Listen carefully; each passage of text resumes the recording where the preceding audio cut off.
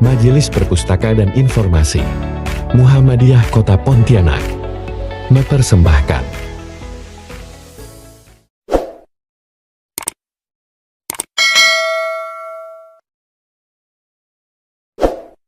Allahumma salli wa sallim ala Muhammadin wa ala alihi wa ashabihi wa man wala wala hawla wala quwata illa billah.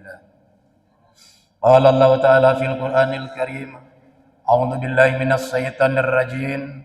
Ya ayyuhalladzina amanu taqullaha haqqa tuqatih wa la tamutunna illa wa antum muslimun. Pengurus DKM Al-Furqan yang kami muliakan, pimpinan wilayah, pimpinan daerah, pimpinan cabang, pimpinan Aisyah dari wilayah sampai cabang, Ortom, dan para peserta pengajian Ahad pagi yang dimuliakan Allah Subhanahu wa Ta'ala. Pertama-tama tentunya mari kita bersama-sama memanjatkan puji dan syukur kita kehadirat Allah Subhanahu wa Ta'ala. Pada Ahad pagi ini kita dalam keadaan sehat, sehat jasmani, sehat rohani, sehat ekonomi, sehingga pada saat hari ini bisa hadir bersama-sama meluangkan waktunya hadir untuk mengikuti pengajian Ahad pagi. Selawat teriring salam mari kita haturkan kepada junjungan kita, Nabi kita, panutan kita, uswatun hasanah, Nabi Muhammad sallallahu alaihi wasallam, para sahabatnya, keluarganya, dan kita semuanya pengikutnya yang setia hingga akhir zaman. Selanjutnya mari kita bersama-sama berupaya meningkatkan keimanan kita, ketakwaan kita, untuk selalu meningkatkan takwa kita kepada Allah Subhanahu wa Ta'ala, karena saatnya nanti kembali kepada Allah, bekal yang terbaik yang kita bawa adalah bekal takwa. Wa tazawwadu fa inna khairaz zadi taqwa. Baik, pada kesempatan kali ini saya 2 hari yang lalu dihubungi Pak Wahyu, ya, Wahyu Gunawan. Sebelumnya katanya suruh ngisi di Ambawang waktu itu. Tapi karena saya ada kegiatan pada saat Pak Bali menikahkan anaknya, jadi tidak bisa. Nah, kemudian kemarin pada saat 2 hari yang lalu dihubungi, saya minta Pak Wahyu kalau bisa siapkan infokus gitu ya. Tapi mungkin tidak nyampe gitu ya. Maksud saya kalau ada infokus mungkin bisa terpandang gitu ya. Tapi tidak masalah, saya sampaikan dengan keterbatasan yang ada. Mudah-mudahan manfaatnya kita bersama nanti dapat kita rasakan. Baik, yang akan saya sampaikan pada saat ini adalah tentang kunci kebahagiaan. Nah, hidup inginnya bahagia. Bahagia itu tidak di dunia saja, tapi bahagia juga di akhirat. Mungkin kalau ditanya, kalau mau bahagia itu apa? Ada yang mengatakan, oh kalau hartanya banyak, itu bahagia. Atau mungkin, oh kalau jabatannya tinggi, karena cita-citanya untuk meraih. Jadi, mungkin pimpinan, atau mungkin gubernur, atau mungkin wali kota. Nah, mungkin itu yang menduduki jabatan, setinggi-tingginya itu bahagia. Atau mungkin yang masih muda nih, wah kalau dapat istri cantik, wah ini bahagia nih. Cari yang paling cantik. Nah, jadi mungkin macam-macam kalau ditanya kebahagiaan, tapi itu kebahagiaan yang semu. Benarkah demikian? Nah, nanti kita kaji bersama-sama ya. Kemana bahagia itu? Ada seseorang, saya kasih contoh, bergelimangan harta. Hartanya banyak. Tadi kan saya contohkan harta. Siapa namanya? Casey Johnson. Itu putri seorang ibu sosialita, Sally Johnson.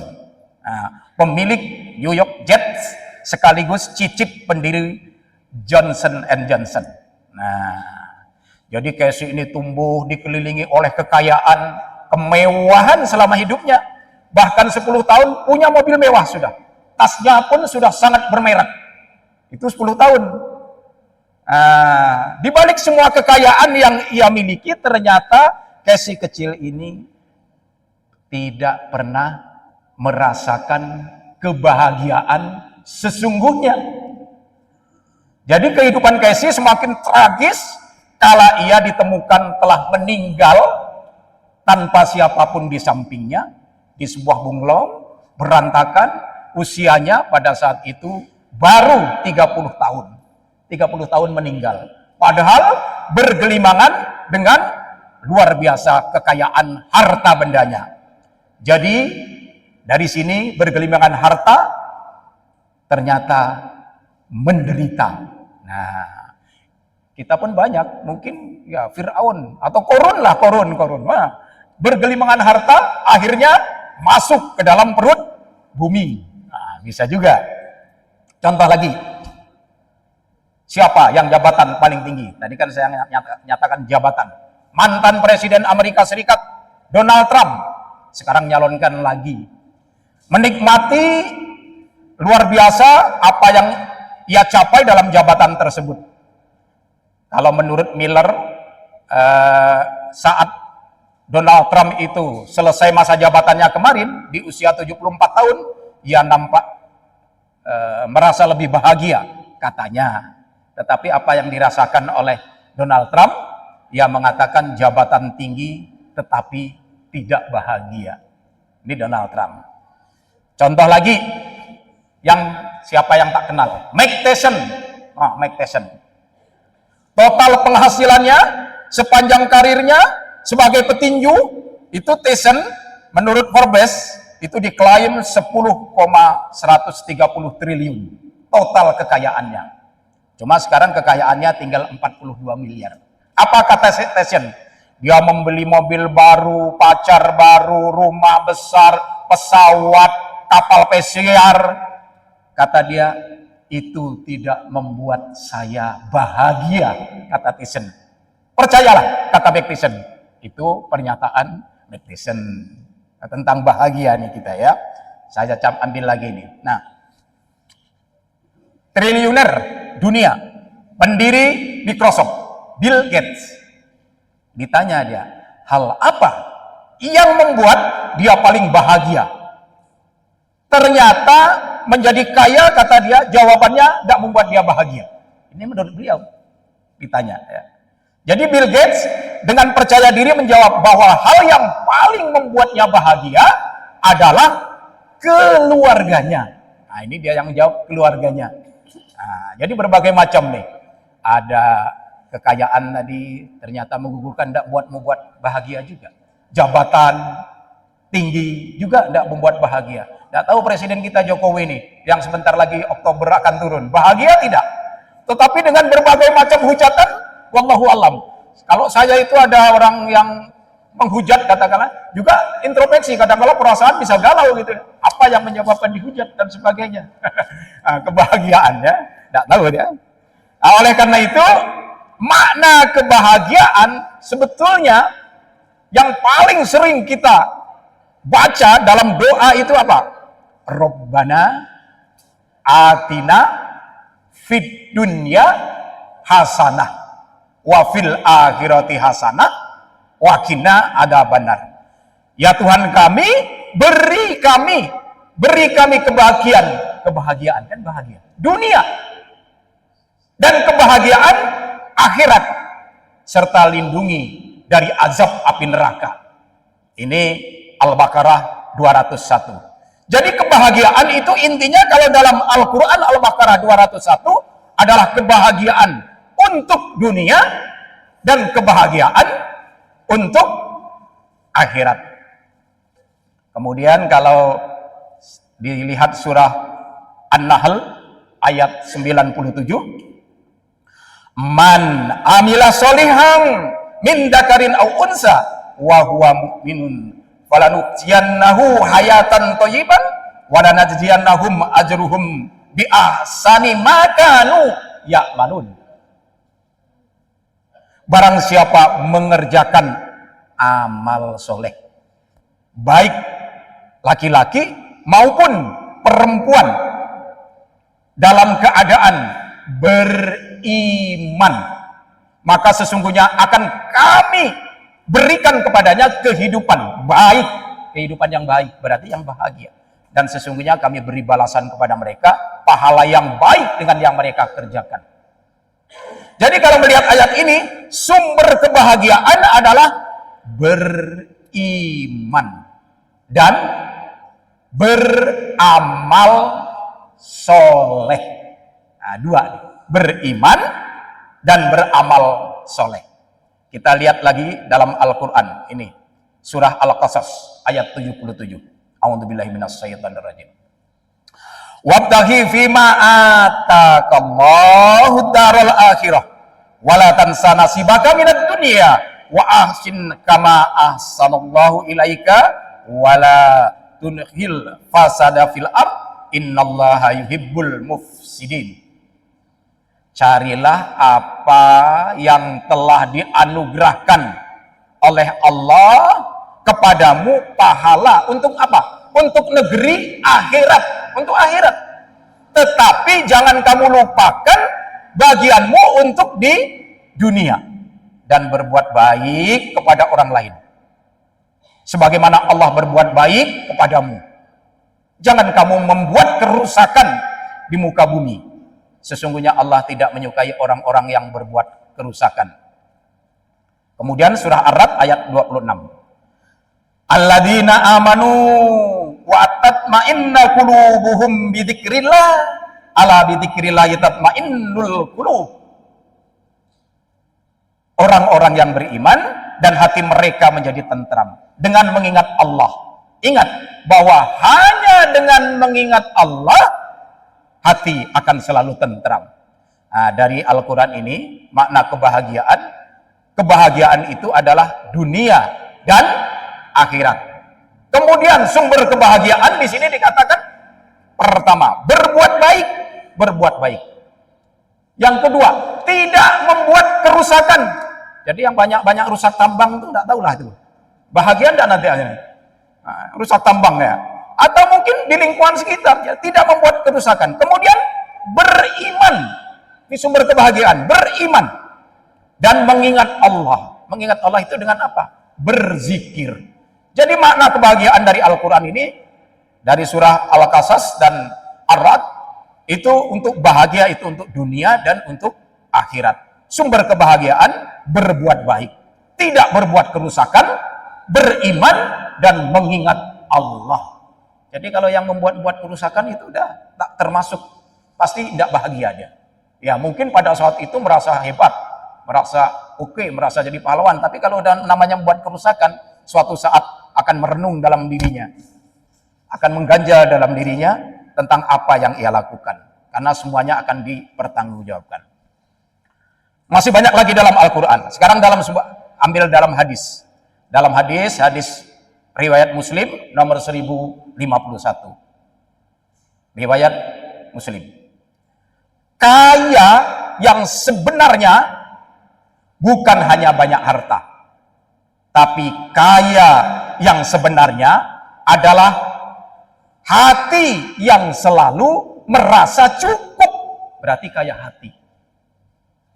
Kemudian hadis riwayat Al-Hakim, barang siapa yang ingin menjadi orang paling kaya, maka lebih percaya pada apa yang dimiliki Allah daripada apa yang ada di tangannya. Kemudian hadis riwayat Imam Baihaqi. Ridolah dengan apa yang diberikan oleh Allah untukmu. Suruh redo kita dengan apa yang diberikan oleh Allah. Maka kamu akan menjadi orang paling kaya kalau kita redo. Jangan pikirkan yang didapatkan orang lain. Pikirkan ya, ridho dengan apa yang kita dapatkan. Pasti kita jadi orang paling kaya. Ridho. Hadis riwayat Imam Baihaqi. Kemudian Imam Muslim lagi mengatakan, sungguh beruntung orang yang beragama Islam, diberi rezeki yang cukup dan ridho dengan apa yang diberikan kepadanya oleh Allah Subhanahu wa taala. Jadi di sini ridho dan beruntung karena memeluk agama Islam. Kemudian Bukhari Muslim lagi, sesungguhnya Rabbmu punya hak darimu. Artinya Allah punya hak untuk dari kita. Dirimu punya hak darimu. Keluargamu punya hak. Maka berilah setiap hak kepada pemiliknya. Hadis riwayat Bukhari. Jadi di sini makna kebahagiaan dapat kita lihat, kaya hati, kemudian rezeki cukup. Ya, itu kebahagiaan. Sumber kebahagiaan, kalau dalam hadis-hadis yang dibacakan tadi, pertama, beragama Islam. Itu sumber kebahagiaan. Kedua, percaya kepada Allah. Tidak selain Allah. Jadi percaya kepada semata-mata kepada Allah. Kemudian reda kepada Allah. Kemudian adil dengan hak-haknya. Tadi yang terakhir itu termasuk adil dengan keluarganya, dengan dirinya sendiri pun harus adil. Misalnya, saya karena begadang tidak tidur sampai jam 3 subuh, berarti saya zalim terhadap mata yang punya hak untuk istirahat. Nah, kan seperti itu, zalim juga itu. Atau mungkin saya ya tidak makan, tidak minum selamanya, padahal saya tidak puasa, tapi makannya telat, akhirnya zalim. Kenapa? Tubuh kita perlu asupan makanan. Akhirnya terjadilah kalau sudah sering-sering makannya terlambat, sakit mah. Nah, misalnya seperti itu ya. Jadi punya hak, istri juga punya hak, keluarga cuma hak, Allah juga punya hak untuk kita. Oleh karena itu sumber kebahagiaan tadi beragama Islam, percaya dengan Allah, redo dengan Allah, kemudian adil dengan hak-haknya. Masih banyak lagi sebetulnya dalam ini. Yang jelas dalam surah An-Nahl ayat 96. Ma indakum yanfadu wa ma indallahi baq. Apa yang ada di sisimu akan lenyap. Dan apa yang ada di sisi Allah akan kekal. Jadi semua di sisi kita ini lenyap nanti, Pak. Ini kegantengan pelan-pelan dah lenyap dah, Pak. Kecantikan pelan-pelan dah lenyap. Ini yang nampak aja nih, gigi lama-lama dah lenyap. Nah, ya. Gigi. Rambut hitam dah lenyap. Saya udah keluar dari dunia hitam, dah putih semua dah. Nah, lenyap dikit-dikit. Nah, suatu saat harta pun akan lenyap. Walaupun mungkin mau diwariskan, kalau ada yang diwariskan, kalau tidak. Nah, jadi apa yang ada di sisimu akan lenyap, dan apa yang ada di sisi Allah akan kekal. Apa yang ada di sisi kalian, wahai manusia, apa itu? Harta, lenyap suatu saat. Kesenangan, kenikmatan, itu pasti akan berakhir. Walaupun itu banyak ya. Sedangkan apa yang ada di sisi Allah, itu berupa balasan nanti akan dibalas dengan kekal. Yaitu kenikmatan akhirat yang tidak terputus-putus. Apa itu? Berarti amal soleh kita. Oleh karena itu, tentunya cari apa yang telah dianugerahkan oleh Allah untuk negeri akhirat. Dan jangan kamu melupakan bagianmu untuk dunia. Wabtaghi fima ataqallah uddarul akhirah wala tansa nasibaka minad dunya. Al-Qasas tadi 77. Jadi cari bahagia akhirat. Ini makna kebahagiaan yang sesungguhnya. Ibnu Katsir mengatakan, gunakanlah yang telah Allah anugerahkan dari harta dan nikmat yang besar. Yaitu untuk apa? Taat kepada Rabbmu. Dan membuat dirimu semakin dekat dengan Allah. Jadi, gunakan itu yang ada pada diri kita untuk semakin dekat kepada Allah. Yang sudah dianugerahkan oleh Allah itu. Untuk membuat diri kita semakin dekat dengan Allah. Dengan berbagai macam ketaatan. Banyak ketaatan yang harus kita lakukan. Dengan ini semuanya engkau dapat menggapai pahala kehidupan di akhirat. Itu kata Ibnu Katsir. Kemudian Ibnu Katsir juga menyebutkan, jangan engkau melupakan nasibmu di kehidupan dunia. yaitu yang Allah bolehkan.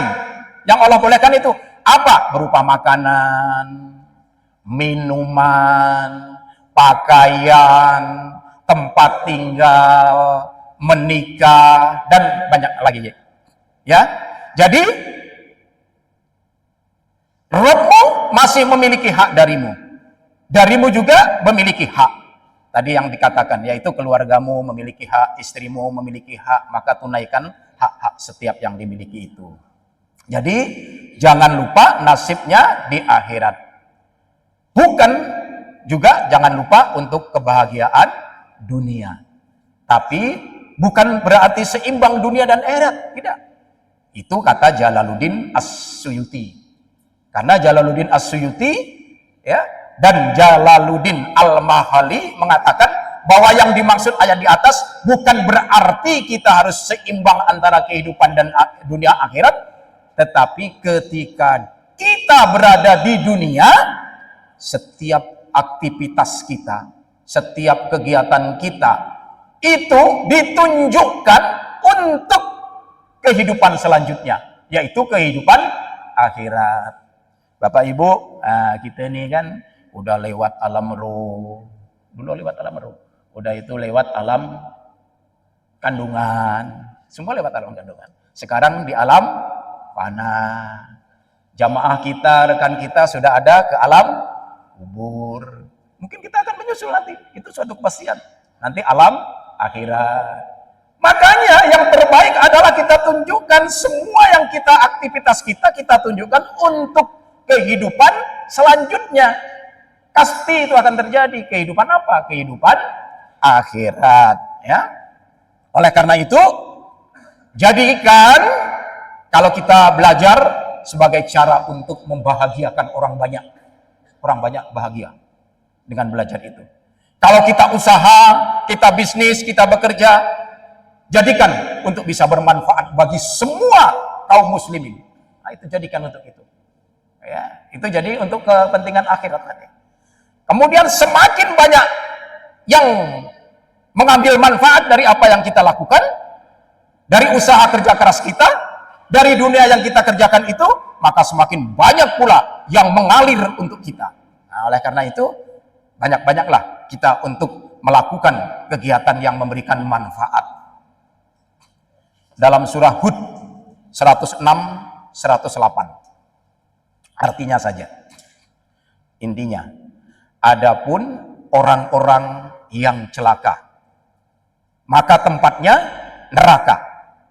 Di dalamnya mereka mengeluarkan dan menarik napas, lalu merintih. Mereka kekal di dalamnya selama ada langit dan bumi, kecuali jika Tuhanmu menghendaki yang lain. Sesungguhnya Tuhanmu Maha Perkasa apa yang Dia kehendaki. Adapun orang-orang yang bahagia, nah ini orang-orang yang bahagia menurut Hud 106 108 ini, maka tempatnya di dalam surga. Mereka kekal di dalamnya selamanya ada langit dan bumi, kecuali jika Tuhanmu menghendaki yang lain. Itu sebagai karunia yang tidak akan putus-putusnya. Ya, tidak akan putus-putusnya. Oleh karena itu, ada kesaksian penduduk neraka dan surga. Ini dikatakan dalam hadis riwayat Muslim nomor 2807. Kesaksian penduduk neraka dan surga. Apa? Didatangkan penduduk neraka yang paling banyak nikmatnya di dunia pada hari kiamat. Artinya penduduk neraka ini penduduk yang waktu di dunia paling banyak nikmatnya. Carilah contoh siapa saja, silakanlah. Mungkin Fir'aun atau mungkin siapa gitu ya. Kan paling banyak nikmatnya di dunia. Lalu ia dicelupkan ke neraka dengan sekali celupan saja. Kemudian dikatakan kepadanya, wahai anak Adam, apakah engkau pernah merasakan kebaikan sedikit saja? Lalu apa? Apakah engkau pernah merasakan kenikmatan sedikit saja? Ia mengatakan, tidak, demi Allah, wahai Robku. Nah, jadi kalau nanti suatu saat walaupun dia di dunia mempunyai kenikmatan yang begitu banyak luar biasa, celupkan saja di neraka itu. Kata hadis Muslim tadi ini, dia tidak merasakan lagi apa kenikmatan-kenikmatan lain. Yang dirasakan adalah hanya bagaimana ia merasakan pedihnya dicelupkan api neraka. Ya, itu. Kemudian didatangkan pula penduduk surga yang paling sengsara di dunia nih, paling sengsara di dunia. Siapa ya? Katakanlah kemarin yang baru dibunuh ibunya, yalah. Itu baru 6 tahun tuh kan. Sengsara itu misalnya ya. Walaupun anak kecil pasti udah lah. Atau siapa lah yang kemarin kan ada itu di Purnama ya. Nah, seorang ibu ya tak mau ngerawat anak tirinya dan gitu kan. Jadi didatangkan penduduk surga yang paling sengsara di dunia, kemudian dicelupkan ia ke dalam surga dengan sekali celupan. Kemudian dikatakan kepadanya, wahai anak Adam, apakah engkau pernah merasakan keburukan sekali saja? Ya, apakah engkau pernah merasakan kesulitan sekali saja? Ia menjawab, demi Allah, wahai Rabbku, aku tidak pernah merasakan keburukan sama sekali, dan aku tidak pernah melihatnya, tidak ada pula mengalaminya. Nah, jadi kalau sudah di surga itu hilang semua cerita tentang kesulitan yang begitu banyak yang mungkin kita alami selama ini. Tapi kalau sudah di neraka, walaupun dia pernah mengalami kenikmatan yang sangat-sangat luar biasa sepanjang hidupnya, tapi kalau sudah di neraka, tak ada lagi namanya kenikmatan. Pasti kesengsaraan. Hadis riwayat Muslim nomor 2807. Jadi kunci bahagia. Ini bagian terakhir. Kunci bahagia berarti apa dari uraian ini? Kunci bahagia itu atau kunci kebahagiaan itu, pertama, kunci kebahagiaan itu adalah taat kepada syariat.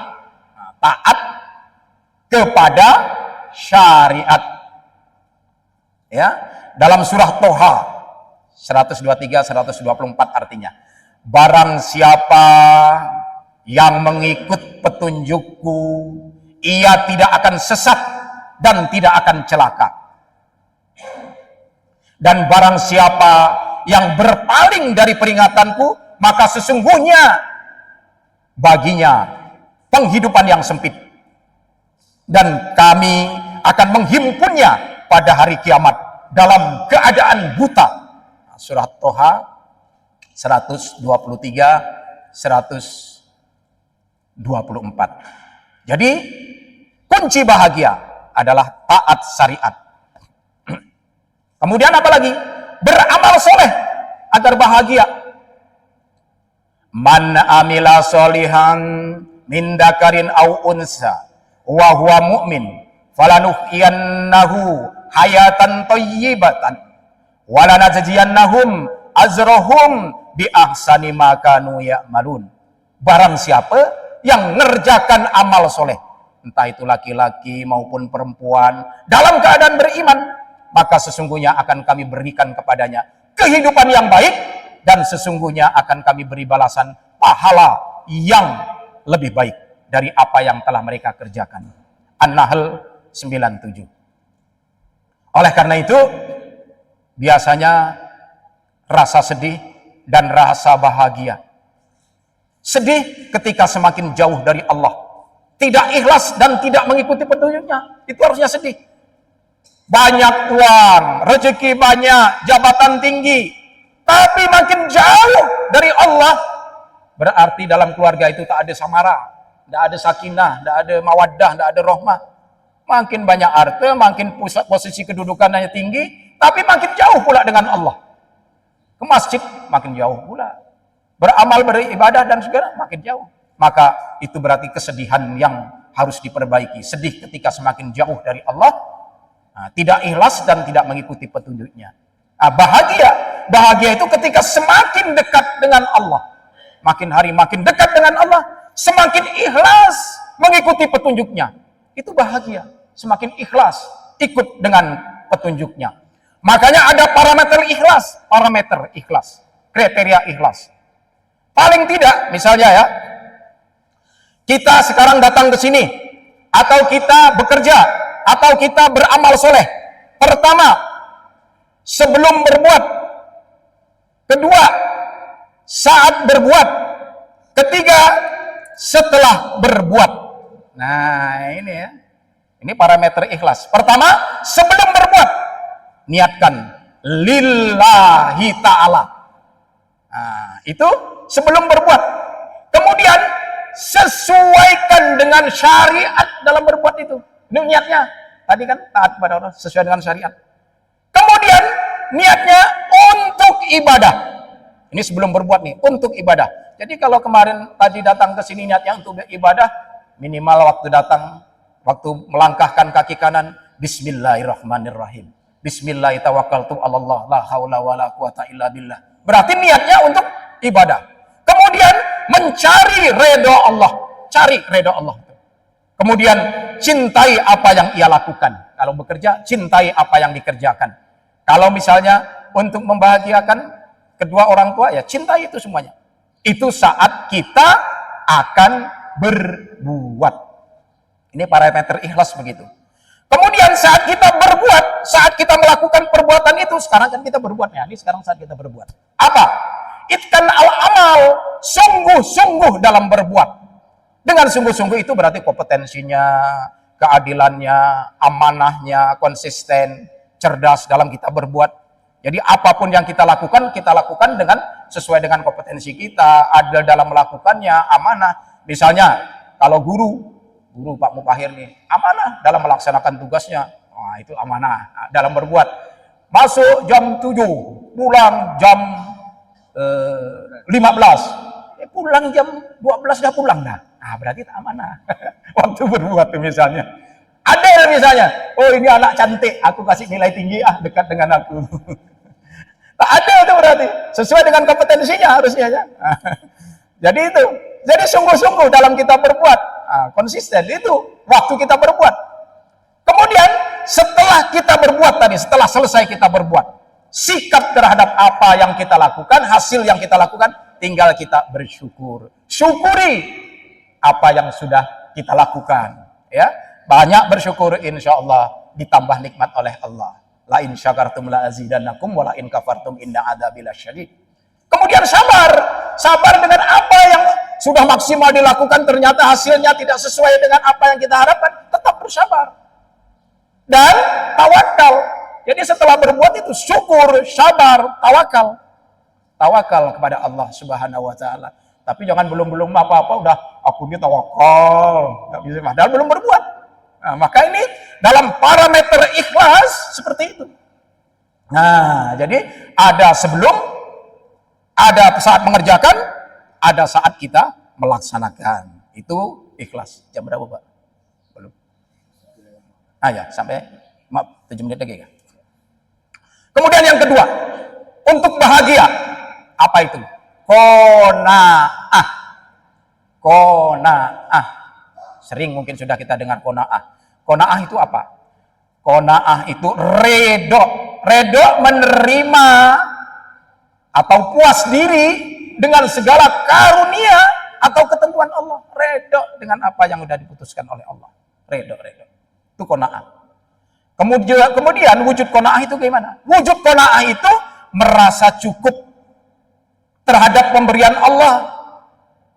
Tidak tamak ya, dengan pemberian Allah ya, tidak tamak terhadap apa yang dimiliki orang lain. Malah kita bersyukur sebenarnya. Kalau Pak Mubahir beli mobil baru, kita bersyukur, alhamdulillah nanti suatu saat bisa numpang mobil barunya, gitu kan. Tapi tidak malah iri ya. Tidak tamak terhadap apa yang dimiliki manusia, ya. Tidak iri melihat apa yang ada di tangan orang lain. Yang ada di tangan orang lainnya, tidak usah iri. Ya, itu wujud dari qanaah, ya.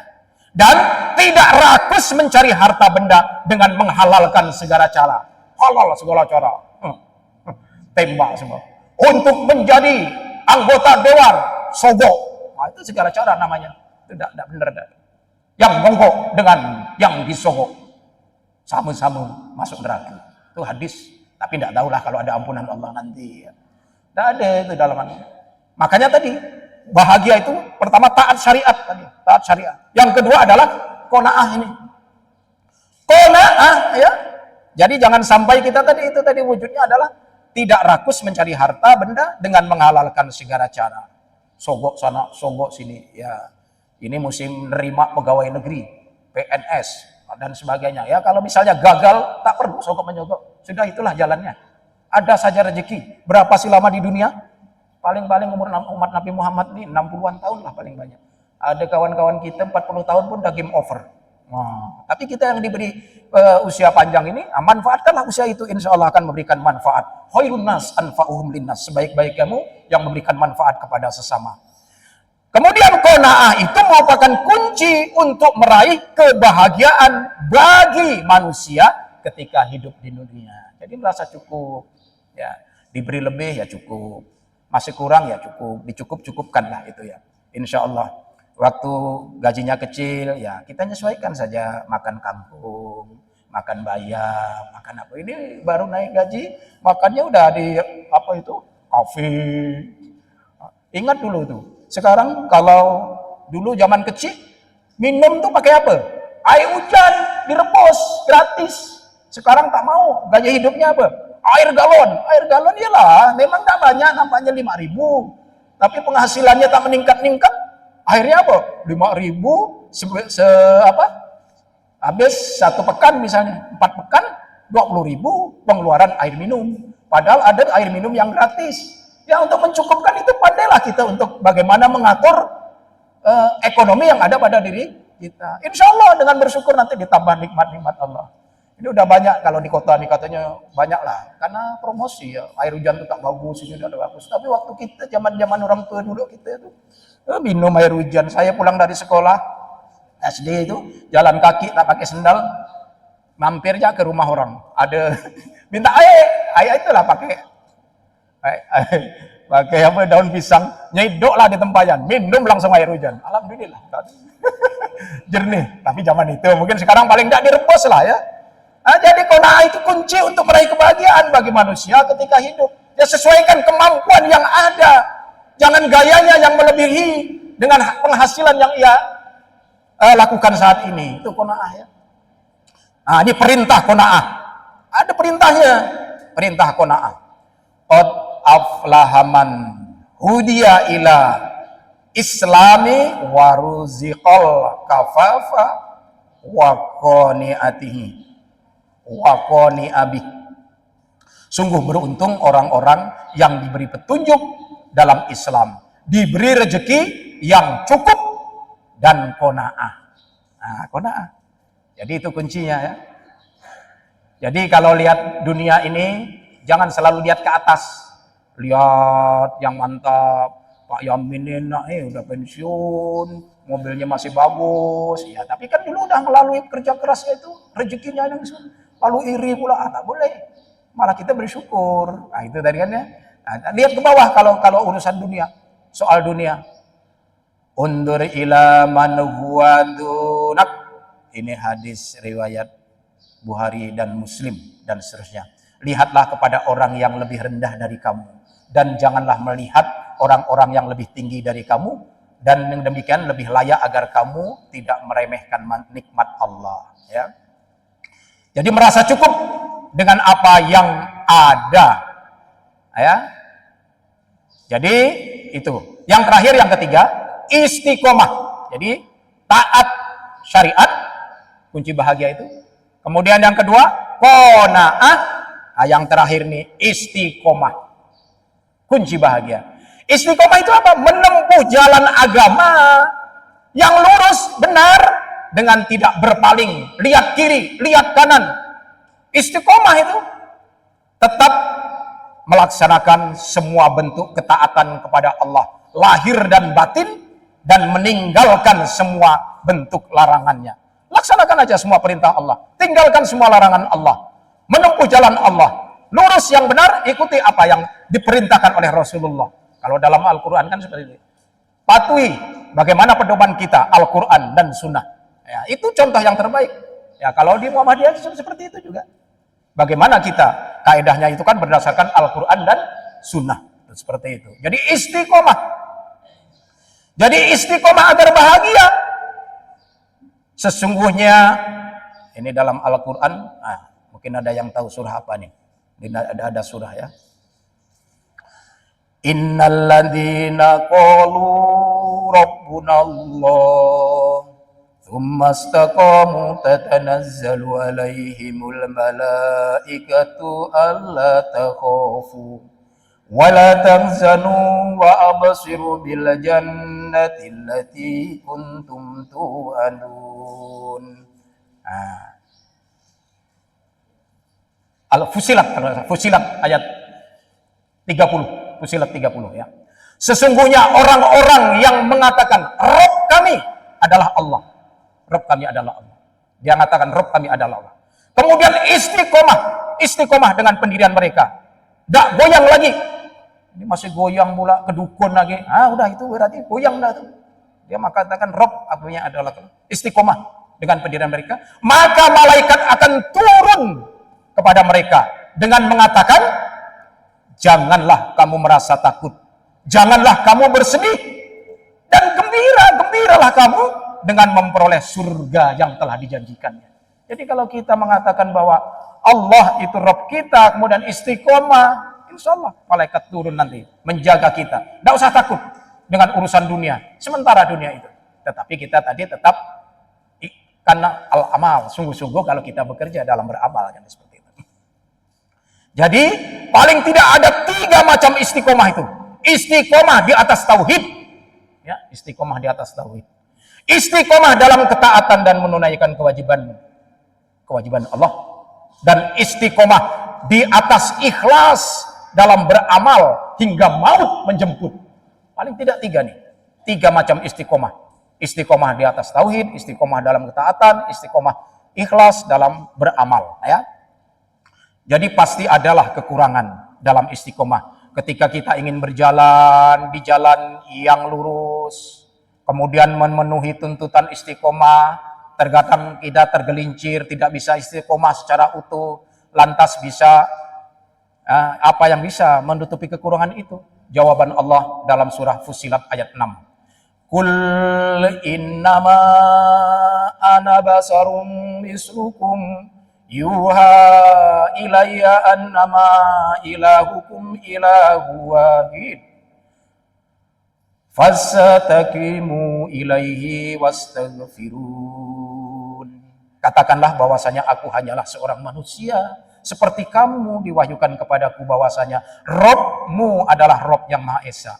Maka tetaplah istiqomah pada jalan yang lurus menuju kepadanya dan mohonlah ampun kepadanya. Jadi istiqomah. Ibnu Rajab Al-Hambali menjelaskan ayat di atas itu istiqomah dan minta ampun kepadanya. Jadi merupakan isyarat bahwa seringkali ada kekurangan dalam istiqomah. Diperintahkan untuk menutupi kekurangan istiqomah itu adalah dengan istighfar, memohon ampun kepada Allah. Istighfar itu sendiri mengandung taubat dan istiqomah untuk di jalan yang lurus. Jadi agar kiat istiqomah gimana? Supaya istiqomah, 1, menghadiri majelis taklim atau majelis ilmu seperti ini. Bisa istiqomah nanti. Miliki akidah yang kokoh, amalkan syariah, mengetahui kisah orang-orang yang soleh untuk jadikan teladan, itu juga bisa membuat kita istiqomah. Kemudian bergaul dengan orang-orang soleh, itu bisa istiqomah itu. Karena saling mengingatkan. Kemudian banyak berdoa kepada Allah, itu nanti akan bisa membuat istiqomah. Agar itu kita bisa istiqomah, doa agar istiqomah. Rabbana la tuzigh qulubana ba'da idh hadaitana wa hab lana min ladunka rahmat innaka antal wahhab. Ya Rabb kami, janganlah engkau jadikan hati kami condong kepada kesesatan sesudah engkau beri petunjuk kepada kami, dan karuniakanlah kepada kami rahmat dari sisi engkau, karena sesungguhnya engkau maha pemberi karunia. Ya muqallibal qulub tsabbit qalbi ala dinik. Wahai zat yang maha membolak-balik hati, teguhkanlah hati kami. Kalau yang tadi yang pertama itu surah Al-Imran ayat yang ke-8. Saya kira itu yang dapat saya sampaikan. Mohon maaf mungkin apabila ada yang kurang pas, agak lebih waktunya. Kalau ada kelebihan datangnya dari Allah, kalau ada kekurangan datangnya dari saya selaku hamba Allah. Bila pedang lukai tubuh, ada harapan untuk sembuh. Bila lisan lukai hati, kemana obat hendak dicari. Mohon maaf apabila ada kata-kata yang tak berkenan, karena diamanahkan untuk menyampaikan, ya saya sampaikan. Mudah-mudahan ada manfaat bagi kita sama-sama untuk meningkatkan ketakwaan kita. Nanti karena ketakwaan inilah bekal kita untuk kembali kepada Allah Subhanahu wa taala. Terima kasih. Nasrul minallah wa fatun qarib wa basyiril mu'minin. Assalamualaikum warahmatullahi wabarakatuh.